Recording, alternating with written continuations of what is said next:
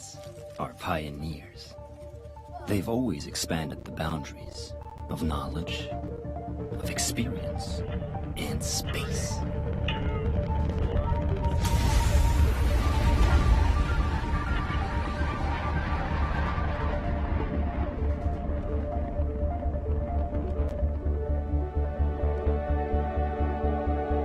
We at Beyond Gravity see ourselves in this tradition.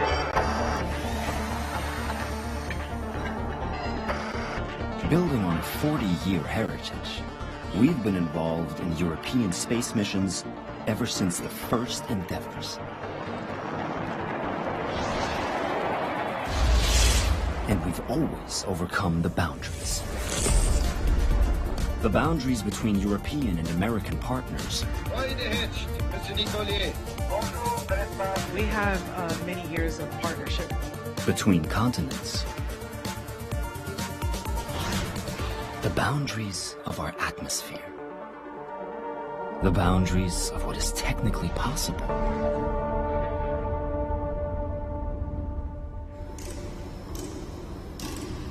Pushing boundaries is a mindset.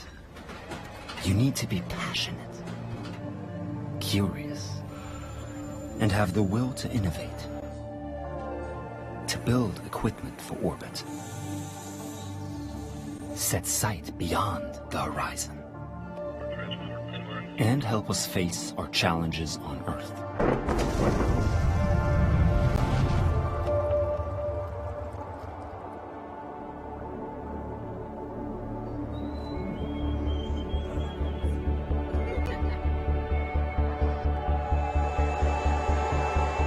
We have a down-to-earth attitude. Meticulous planning. Reliability.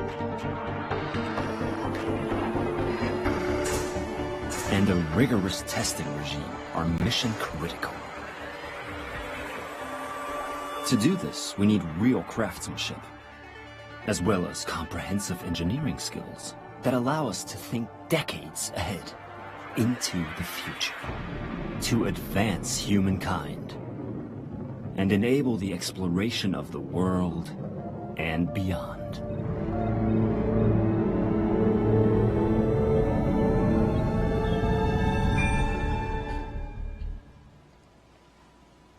Our final panel today, Mission Success is a Team Sport at NASA, features an impressive lineup of NASA associates. To lead this discussion, we are pleased to welcome Associate Administrator Jim Free. Mr. Free, the stage is yours. Thank you very much, Captain Schaefer. Well, good afternoon, everybody. Thank you for being here on behalf of the Administrator and the Deputy Administrator. It's a great honor to be up here with my colleagues from NASA to talk about a variety of topics. I do want to thank the Space Foundation for this opportunity, and Danielle Gervalis, who was really essential at putting this together. So thank you very much, Danielle. Let me start with some introductions of the panelists here today. I'm first going to start with Kathy Koerner. Kathy is the Associate Administrator for Exploration Systems Development, which is all of the Artemis missions. Next, Dr. Nicola Fox. Nikki is the Associate Administrator for our Science Mission Directorate. I'm sure she'll highlight the vast variety of missions that SMD is responsible for. Next is Dr. Kurt Spuds Vogel. Spuds is the Associate Administrator for Space Technology Mission Directorate. And then Navy Captain retired Ken Bowersox is the Associate Administrator for Space Operations, ISS. As an example, commercial LEO destinations as another. I'm sure Ken will talk about that. Finally, not here today is our Associate Administrator Bob Pierce for our Aeronautics Research Mission Directorate. And Aero actually does play a role in space. They take care of a lot of facilities that we use for our missions, and they also are responsible for a number of the foundational tools we use to do our missions. And the last member of this panel is Bob Gibbs. Bob is the Associate Administrator for the Mission Support Directorate. And I have to tell you that I've been waiting a year for this moment. A year ago, Bob played a joke on me while we were up on stage on this panel. And for a long time, I've been thinking about how to exact revenge on him and coming up with what I think, probably you don't, are funny statements. And then about 2 weeks ago, I realized that the angst he had about what I was going to do here was far more fun than anything I could make up. So I've just been building up, even in the green room, what I was going to say about him today. And I'm really not going to say anything because the past 2 weeks have been my enjoyment. So I'd like to issue my first grievance. We'll just start here and we'll work Can we forwards. mute that mic, please? Okay. So let's see. We have a variety of topics to talk about today, and I'll ask some of the mission directors to start and welcome others to participate. But yesterday, our Deputy Administrator, Pam Melroy, announced our space sustainability strategy. And you heard the phrase in there, it's going to take a whole of agency, definitely from us, obviously other participants as well, but a whole of agency approach to tackle the issue. And all the mission directorates have some connectivity across space sustainability, from our missions, some of which I highlighted, from the technology we developed to help predict and avoid collisions, some of which Pam example of which Pam talked about, talking about how we characterize the debris environment, how we support all of that effort. That all spans the mission directorate you see up here. So let me start with the first question. How will you support the agency's responsibilities in space sustainability, and what projects are you looking forward to collaborating on that enhance the space sustainability operations? Let me start with Nikki first. Yeah, thanks, Jim. So I want to start by sort of riffing off the whole of agency and the NASA, that what a team sport NASA is, by just taking a moment to say that I hope everyone had a chance to enjoy the eclipse on Monday. Yeah. And what a tremendous success it was, and that it was actually due to the fact that the whole agency came together to share that. We had 12.3 million people was our highest hit on the website, 4.6 million people on the Spanish website, and my favorite one was 165,000 people using the Spotify playlist for the eclipse. So, but it really was, we had over 400 NASA staff from all across the agency staffing up and sharing the joy. And so I just wanted to start off by saying thank you. Thank you to the agency and thank you to the community. I hope everyone, even if you were here, you had a chance to step outside and just enjoy the majesty and beauty of our own star. So coming off the eclipse, the science team is really excited to be joining in with the sustainability strategy, and we feel we have a very important role in it. We've been working towards solutions to many of the challenges that are contained in the strategy for some time, and most of our missions contribute directly to several of the goals. For one, we're always looking at how we can collaborate better with our many different partners and stakeholders.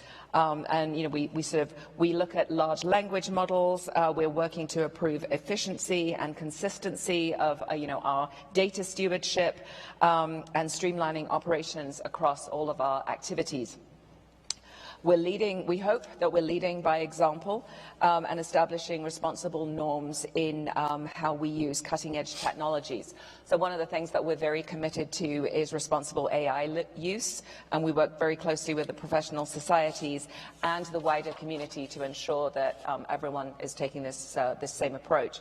We have collaborations with professional bodies such as the American Geophysical Union, and they've been pivotal in uniting our broader community in these goals. Open science is a very big thing for us in SMD. 2023 was the year of open science, and so we use that to kind of kick off and educate the community into the importance of open science for sustaining the use of our data. Just last week, I'll say that NASA released the catalog for our OSIRIS-REx samples. We're really excited that we released the largest asteroid sample ever collected from Bennu with 121.6 grams of material, and we did release that catalog detailing all of the things, demonstrating how we're working with a very increased network of collaborators. Orbital debris is a very big thing for us. We are looking at it in all scales as it's present in the space environment. It can certainly impact all kinds of objects in space, including critical infrastructure and, of course, our human explorers. And so as we move beyond low Earth orbit to cislunar, really figuring out how we're going to be protecting our explorers. We have information from the NASA science missions, which is really invaluable in understanding and mitigating the hazards that are posed by orbital debris. And in addition, we have to worry about the debris caused by collisions, so sort of orbital debris causing yet more orbital debris. SMD supports the detection technology development and combined with a very strong R&D component.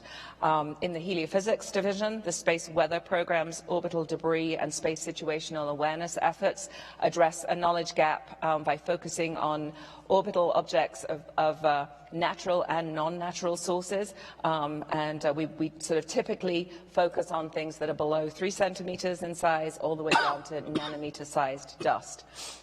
We are also supporting the NASA Johnson Space Center Orbital Debris Detector Instrument that's going to be flying on a JAXA mission, and we're also working with the DoD Space Test Program to fly a light sheet instrument, again, to bring more sort of looking at different ways to measure debris.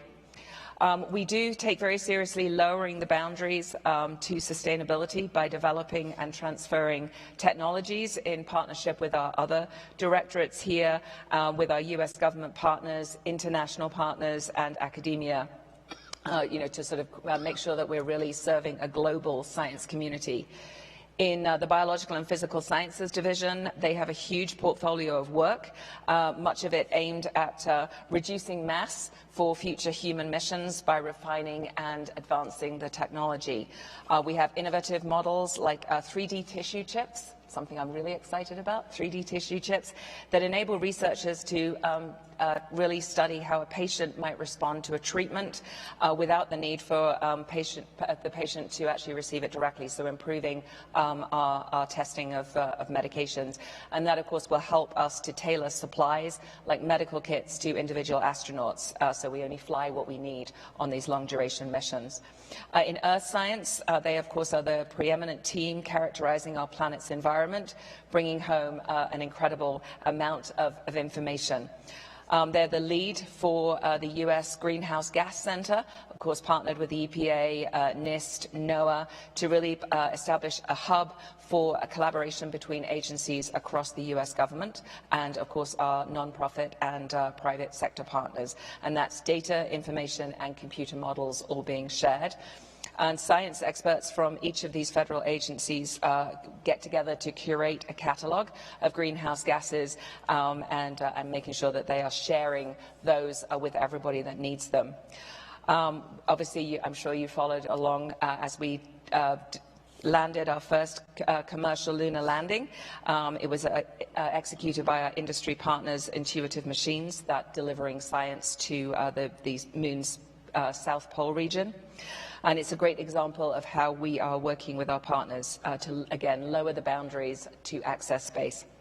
Planetary Science also worked recently to select the first science instruments that are going to be designed for astronauts to deploy on the surface of the moon during Artemis 3. So we're really excited about that. I think in the Science Mission Directorate, everything we do is very much interconnected. Our discoveries and our technological innovations building off one another to really keep the sustainability of what we do, pushing the limits of what we know is possible.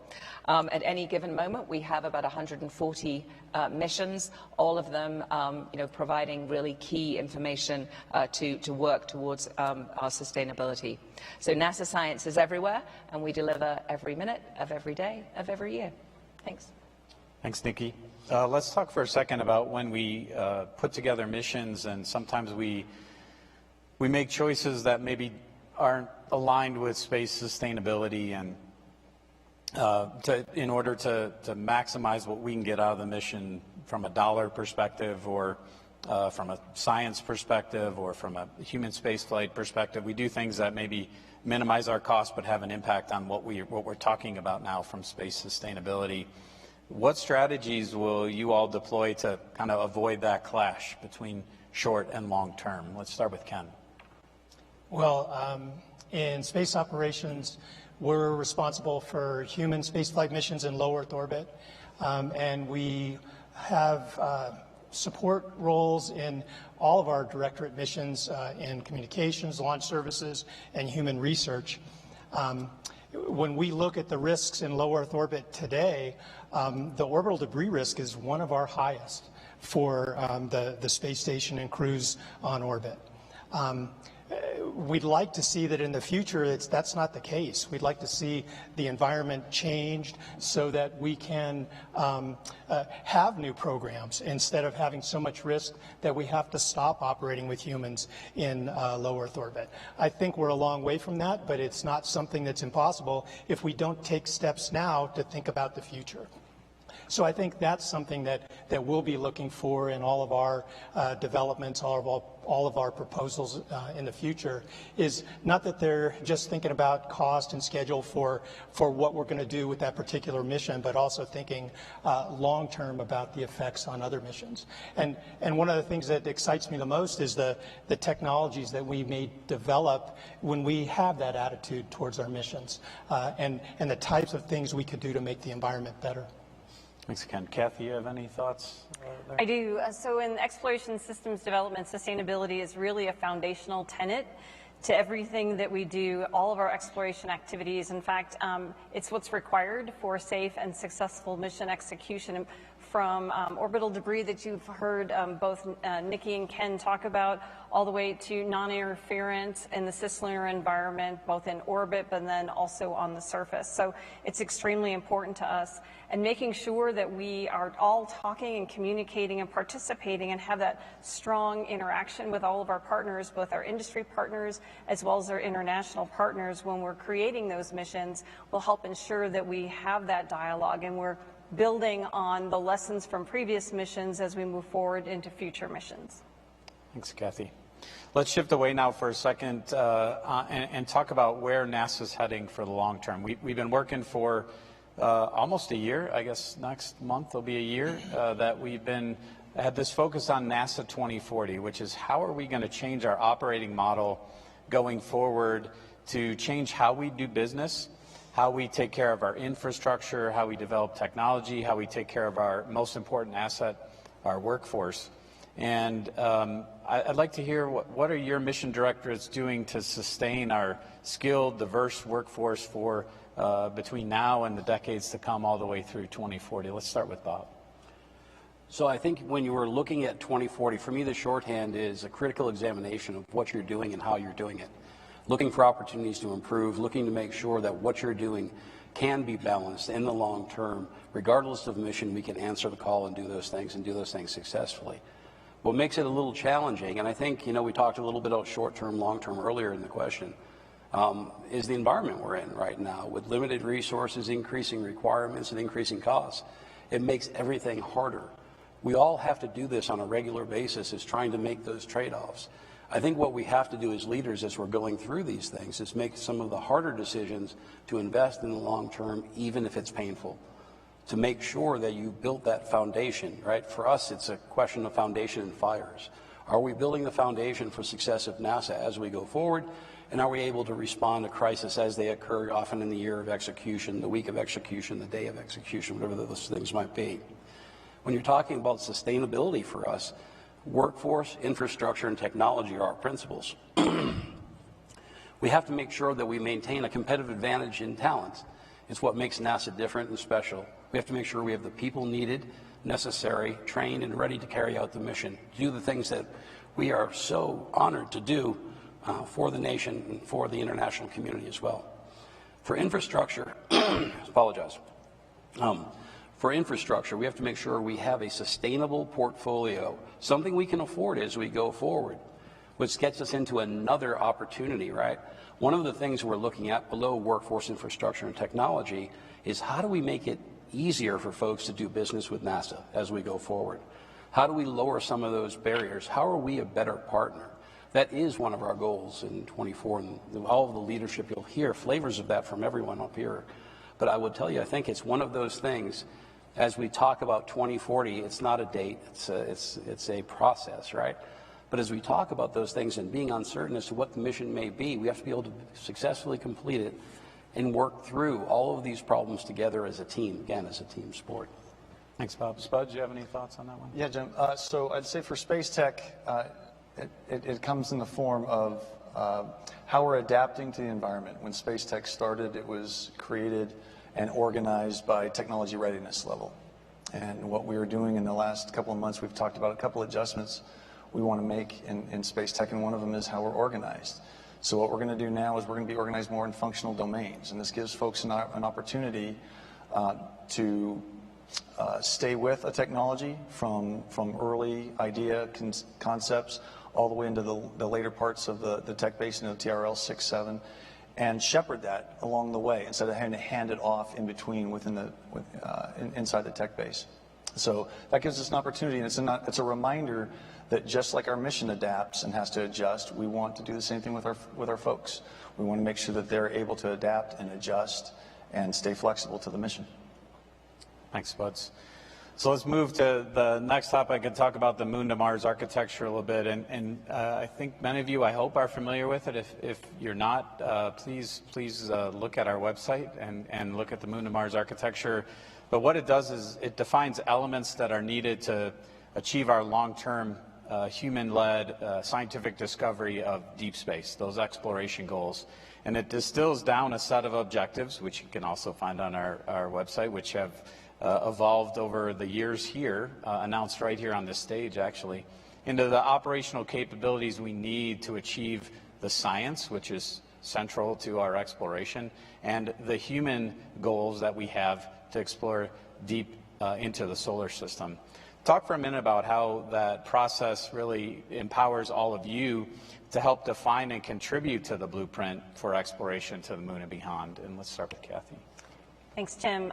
So you mentioned the objectives. When we rolled out those objectives, we actually had bucketed those objectives into 4 categories that roughly align with the 4 technical mission directorates that you see up here. So operations, science, infrastructure, and then transportation and habitation. So each of the mission directors here had actually a responsibility for some of those exploration objectives that we then took and converted into and continue to convert into architectural elements.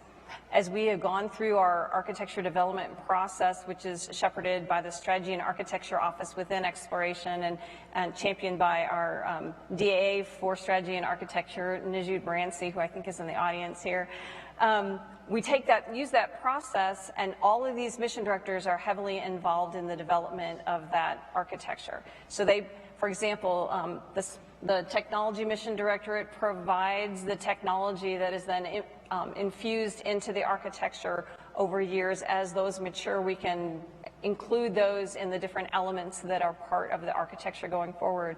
The operations are key to what we are going to be executing both in the cislunar environment, but then on the surface. Science is foundational to the activities that we're going to be doing both in orbit but also on the surface, and it's really the reason we go and explore. So it really is, Pam said it, a whole of agency approach to how we're going to be exploring. Thanks. Nikki, you have any thoughts on that? Yeah, we're really excited to be supporting the Moon to Mars architecture, and as Kathy said, we really do feel that science is foundational, science enabling exploration, exploration enabling science, but really excited about picking the geology team I know they've already gone down and been training with the astronauts, which is super exciting, picking the tools that we'll take with Artemis 3, and starting with the CLIPS landers of starting to put more science and more technology on the moon to really enable that sustained presence. So we are so excited about it. Nikki lines the human spaceflight folks up like me and says, okay, science is important. Science, she makes us practice all the time. Every morning. Yes. Let me go kind of off the questions here for a moment just to throw you. What's one thing you've seen change in the agency since we have the objectives, the Moon to Mars architecture, the integration across the mission directorates, and I'll let anybody start that wants to start with that. So if I could start, Jim. Sure. So what I have seen dramatically change is really the interaction between our mission directorates, and that we're all now aligned towards a common set of goals and objectives, both near term as well as long term, for our exploration of the moon and beyond.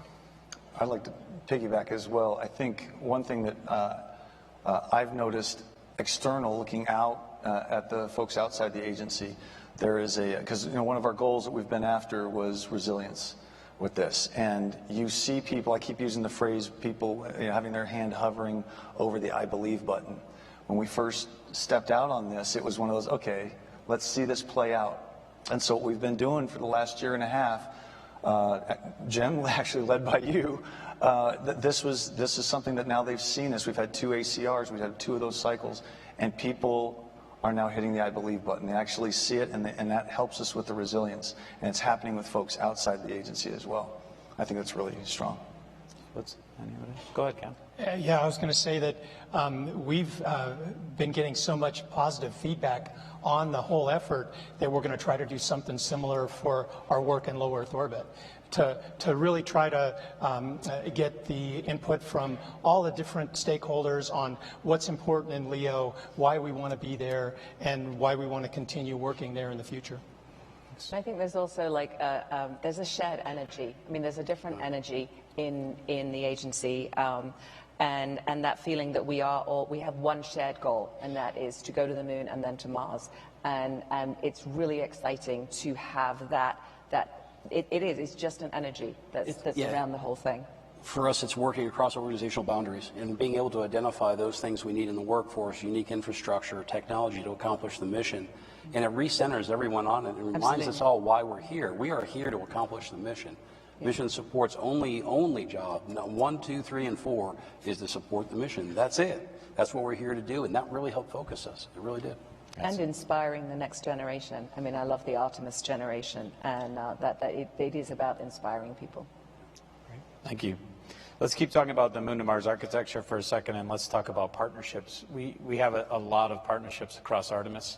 Partnerships are certainly nothing new to NASA. We fly the International Space Station every day in international partnerships. We have, can't even imagine how many agreements in the science side to fly things. I certainly know what's in Artemis. I know there's a huge infrastructure to support the partnerships in the Mission Support Directorate. So how do we make sure the partnerships that we have align with what we want to do, our strategic goals, how we integrate those, how we trade those? We obviously get pressure to have some partnerships, make sure we have still the partnerships with industry, with academia. Let's talk about that for a second. I'm going to call on a couple of you, but let me start with Kathy. So having that architecture that is a whole of agency approach to how we're doing exploration helps us align our discussion with our partners, both our industry, academia, and international partners, on what we're trying to accomplish as we execute Artemis. Artemis as a brand has a lot of strength behind it because of that, and because of the fact that we're making very visible progress as we move forward. So having that collaboration with all of those different entities, making that foundational to what we're trying to accomplish, because quite frankly, our architecture is so ambitious, we know we cannot do it by ourselves. It cannot be just a NASA thing.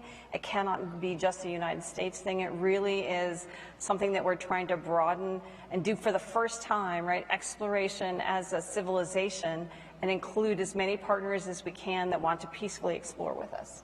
Spuds, you have thoughts? Yeah, so I mentioned earlier that there's a couple of pivots we're going through in space tech. I mentioned the organization is one of them. Another one is the way we set our priorities.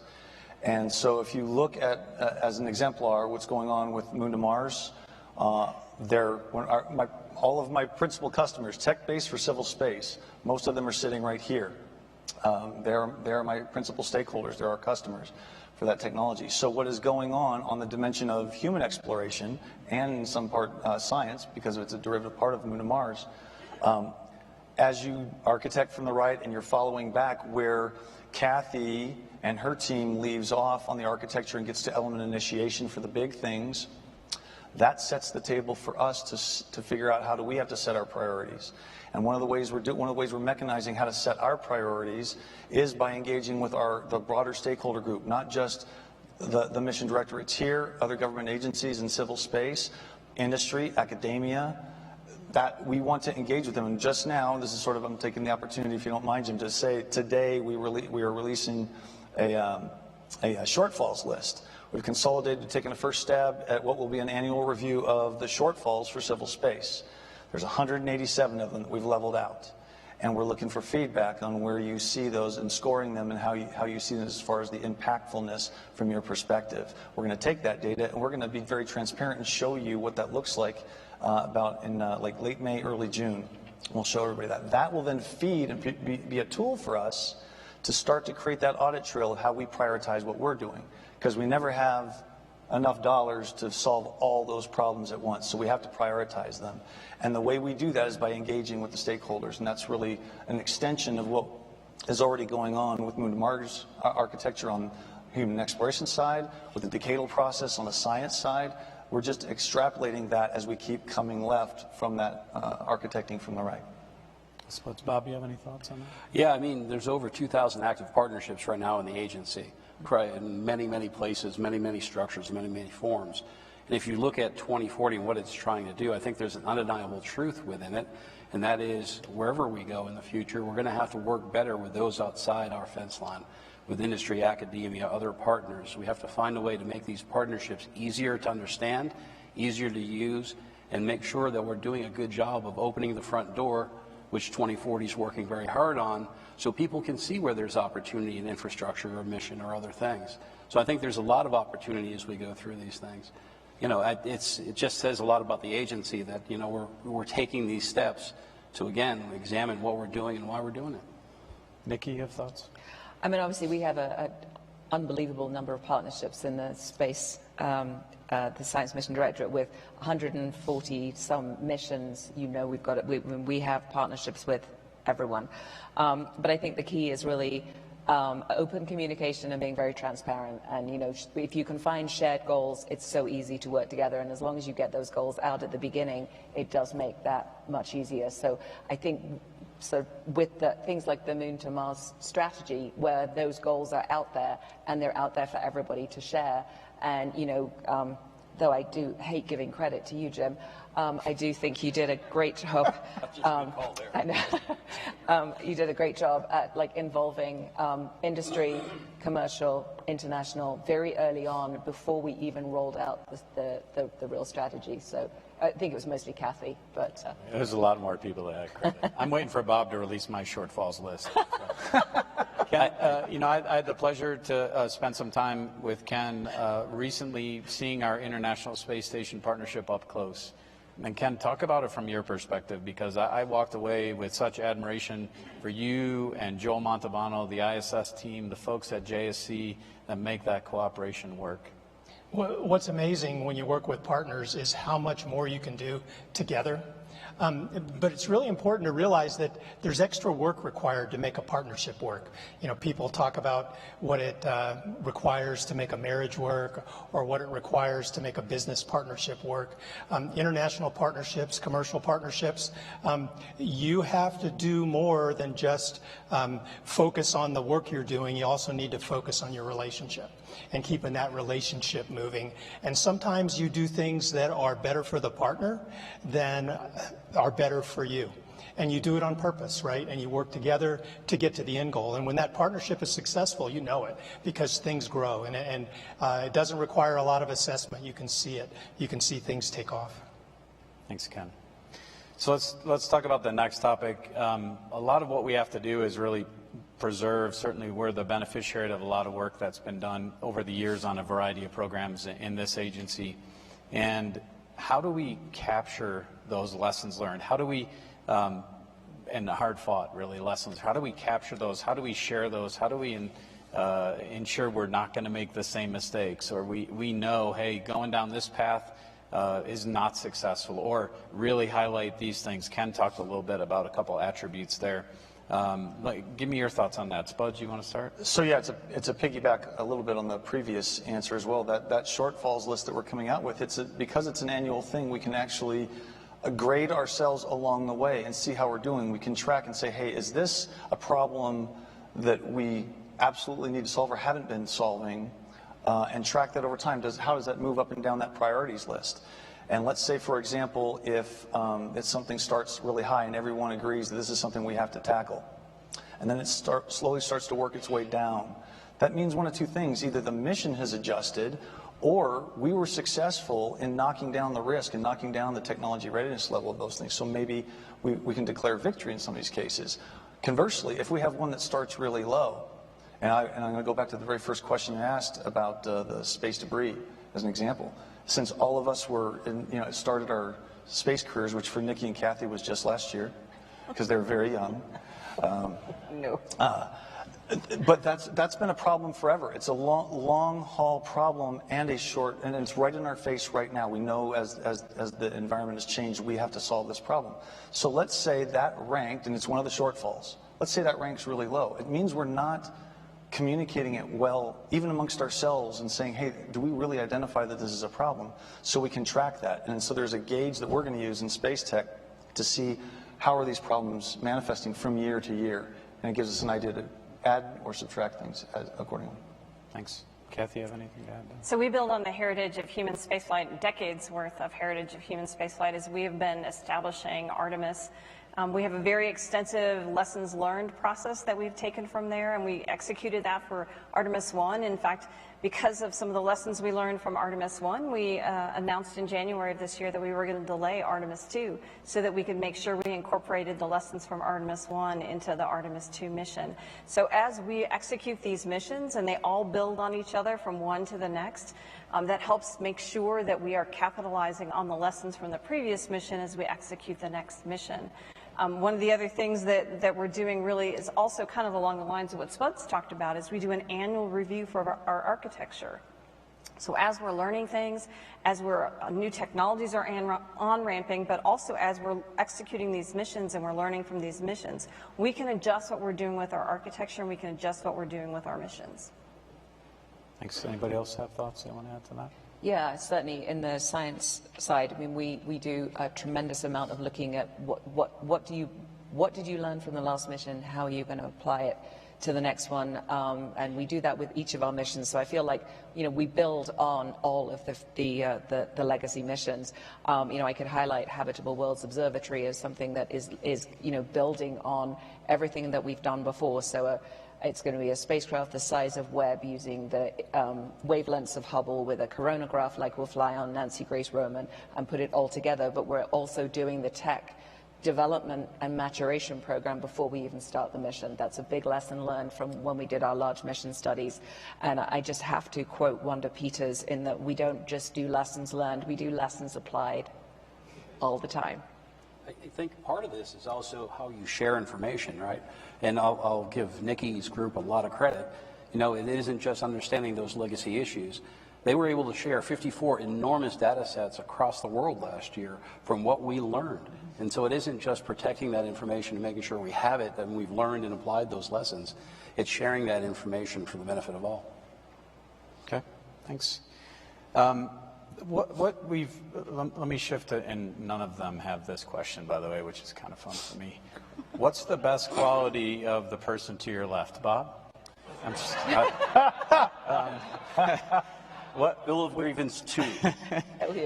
We've had a lot of discussions in 2040, for example, of how do we bring people that always say, how do we work with NASA? It starts at outside the gates of one of our centers. It starts at a company that might have an idea, and anybody can jump in. What's your best advice of how to find that way into the agency from each of your mission directorate perspectives? I think it's hard. I think right now it's hard. It's why we're looking at the front door to make those opportunities easier for folks to get. Maybe establishing a metric that they can get to the right person within a certain period of time, 30 seconds, a minute, whatever it might be. But being able to get through those things, because we are really eager to have those partnerships, to work collaboratively with industry, with academia, with others. But I think we have to take some steps and understand where we're not necessarily measuring up and find those ways to put the information. I think there's a lot of technology that could solve these things. Wouldn't it be great if our partners could see the available infrastructure we have that's in excess of our needs on a real-time, regular basis, saying, geez, you know, I'd love to go into a partnership with NASA, and that's a very unique facility that I could use and leverage. And that door swings both ways. We'd have to look across the way and say, we really shouldn't build this facility because it's here and here and here, domestically or internationally. So I think there's lots there. Other thoughts? Go ahead, Ken. I was going to say, for someone looking to collaborate with NASA, they shouldn't wait for us to make it perfect, right? Start with somebody you know, somebody you meet at a conference. I get inquiries a lot that are not in my directorate, but I always try to find somebody else that might be interested in and try to find a place for that person to go. So just because we may not have the perfect way for people to get into NASA, don't stop. Keep asking us, and we'll find a place for you. Jim. Yeah, go ahead. So nasa.gov/architecture, you'll find a link there. Oh. It has an email that allows people to be able to reach out and ask questions about the architecture. And that is monitored, and we can send you to the right person who can help you get connected with whatever part of the architecture you're interested in. In Space Tech, there's a number of mechanisms that we have for engaging with us for a lot of these technologies, all the way down from early stage type things with SIBRs to tipping points, ACOs, flight opportunities, and whatnot. And one of the pieces of feedback, and it's new to me, I've been in the job for about 2 months, and what I'll tell you, what has been obvious, what has stood out to me, is that there is a hunger for those things, and that the frequency that we're doing them, we actually want to take a look at and see maybe we should provide more of those opportunities and adapt the frequency. It was good feedback for us, even in some of the meetings we've had since being here, of maybe look at the rate at which we're doing these activities, that we should probably turn up the gain on some of those, especially the ones that are more successful, and there's a lot of them out there. So we're listening to you as well. Let's try to provide more opportunity for you to come talk to us and share your ideas and look for those public-private partnerships. Great. And I think if all of that fails, so there's always an opportunity to reach out to individuals within the agency. Last year I made a small tactical error, and I gave out Jim's email address. You probably shouldn't do that if he's going to become your boss. So this year I'd like to apologize from the bottom of my heart. And it was really Nikki who put me up to it. You know, I just want to make sure that we're clear about that. I didn't want to do it. And she said, you got to do it. And I said, okay, I'll do it. But, you know, I could give you a cell phone number right now. That anytime, 24 hours a day, 7 days, just want to talk late at night, give me a call at this number. I better not. Next question. Next question. I can't wait for Bob's performance review. You and me both. Let's see. We have just over 5 minutes left, and for the five of you, in I'll say 40 seconds each, what message would you want to send about of NASA today?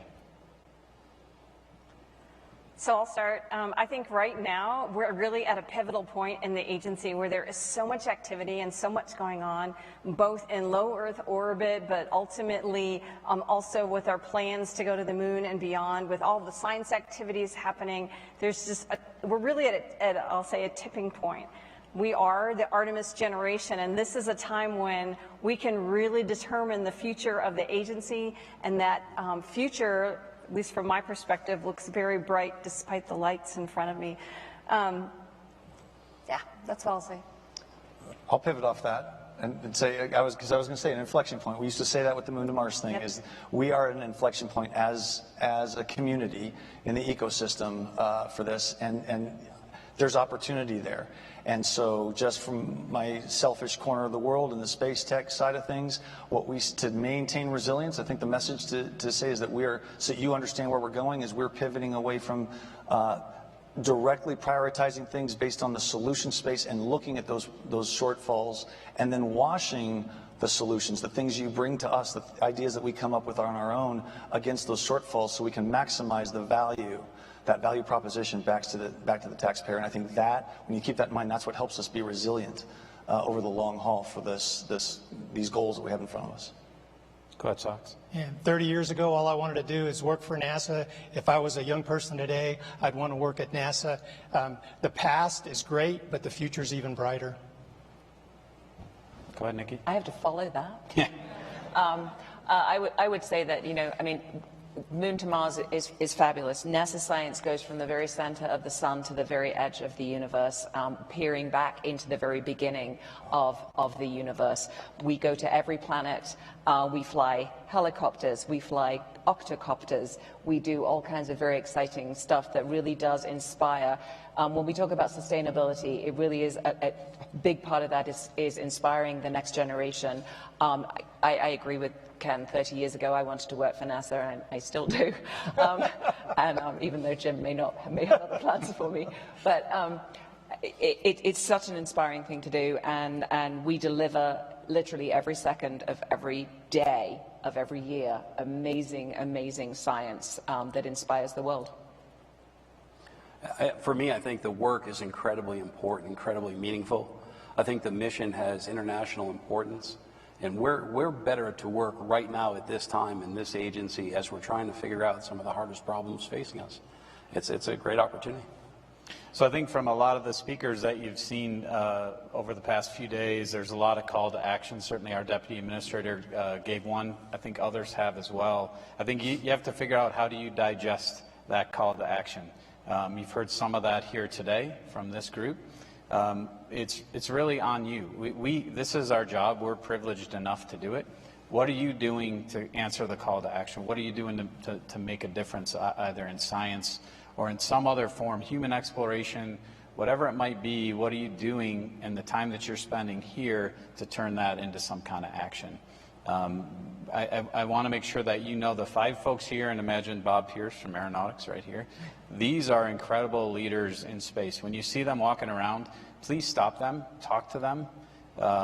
They enjoy the conversation. They are passionate. Every one of them are passionate about what they do, and I encourage you to take advantage of the opportunity when you see them.